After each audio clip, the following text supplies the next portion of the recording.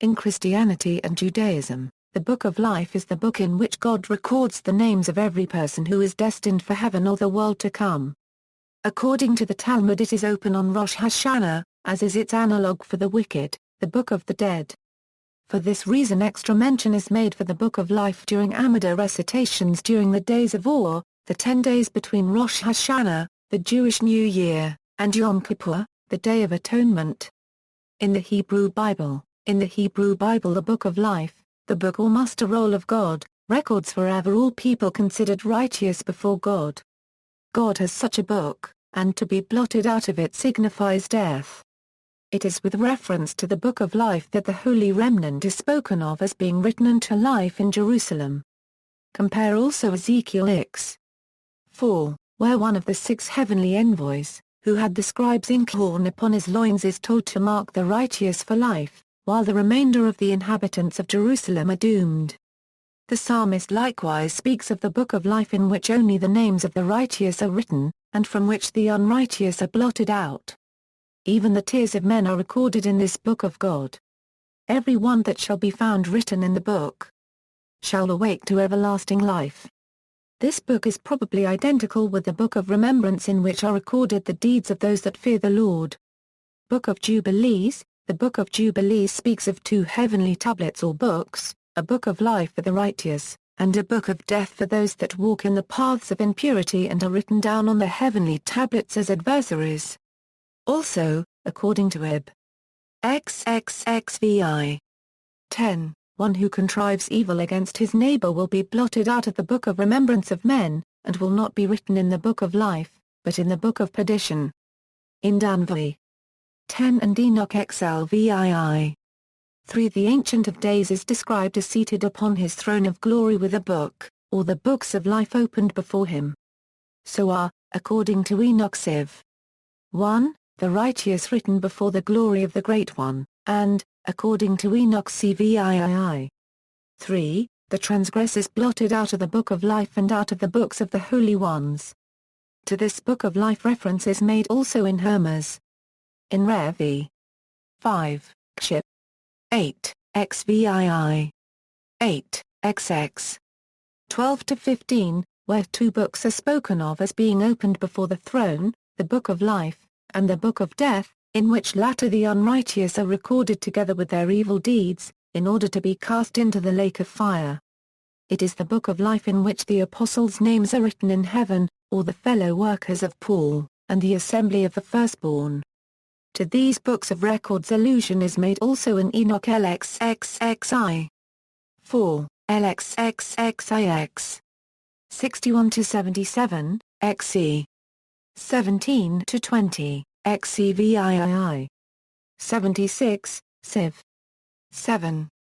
Epoch Baruch XXIV 1. Ascencio Isa X 20. References in the New Testament. The Book of Life is referred to 6 times in the Book of Revelation, one of the books of the New Testament, attributed to John of Patmos. As described, only those whose names are written in the Book of Life from the foundation of the world, and have not been blotted out by the Lamb, are saved at the last judgment. All others are doomed. And whosoever was not found written in the Book of Life was cast into the lake of fire. And I saw the dead, small and great, stand before God.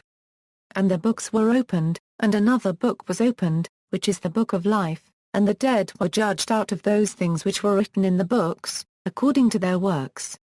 The eschatological or annual roll call, while the prevailing tendency among apocryphal writers of the Chaldean school was to give the Book of Life an eschatological meaning and to this inclines also Tug.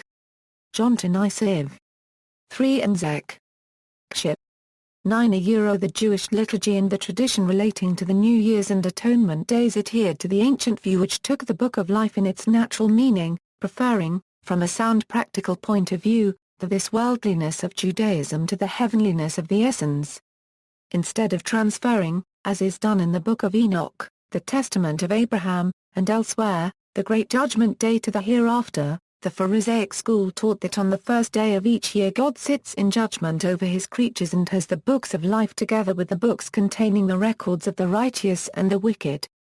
and out of the middle state of the future judgment there arose the idea of a third class of men who are no longer held in suspense, and of a corresponding third book for this all. In Tos. Sen. Kship. 3, however, the annual judgment is recognized. The origin of the heavenly book of life must be sought in Babylonia, whereas the idea of the annual judgment day seems to have been adopted by the Jews under Babylonian influence in post-exilic times. The Babylonian legends speak of the tablets of destiny. Also of the tablets of the transgressions, sins, and wrongdoings, of the curses and execrations, of a person which should be cast into the water. That is, to be blotted out. As to the resemblance of the Babylonian Zagmuku or New Year to the Jewish New Year, see the art. Rosh Hashanah. The living are the righteous, who alone are admitted to citizenship in the theocracy. The wicked are denied membership therein, they are blotted out of God's book. The figure is derived from the citizens' registers. The life which the righteous participate in is to be understood in a temporal sense. In Danxi. 1, however, those who are found written in the book and who shall escape the troubles preparatory to the coming of the Messianic kingdom are they who, together with the risen martyrs, are destined to share in the everlasting life referred to in verse 2. The eternal life is certainly meant in Enoch XLVII. 3, Civ. 1, CVIII. 3, and frequently in the New Testament. The Targum speaks of the book of eternal life. Temporal life is apparently prayed for in the liturgical formula, inscribe us in the book of life. The Mishnah tells us that the deeds of every human being are recorded in a book. The Sefer HaCurrency Shiddim pointedly adds that God is in no need of a book of records. The Torah speaks the language of man. That is, figuratively. Fundraising, a book of life motif is frequently found in Jewish houses of worship. It is both a decorative feature and fundraiser. Enterprising men one example was Lazarus Magenthor raised money by selling congregation members on having their name included in the Book of Life on the wall.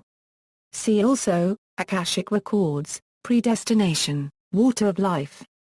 Notes, Shemot 32:33, AV, Among the Living, Ishael 4:3, PSLXIX. 28. Compare PS. CXXXIX. 16.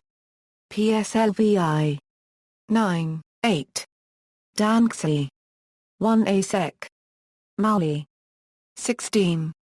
XXX. 20-22. See Creation Tabiv. 121, and the Zoo Legend, E. 7, quoted in Harper's Babylonisch Legenden, in Byte. Z.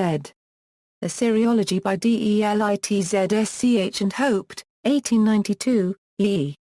2, pages 412. Compare Mikavai. 19 and the Art. Tashlik. PSLXIX 29. Zek. Kship. 9. RXXII. 30. And X. XXXII. 30-34, accordingly assigned by Holzinger to a late stratum.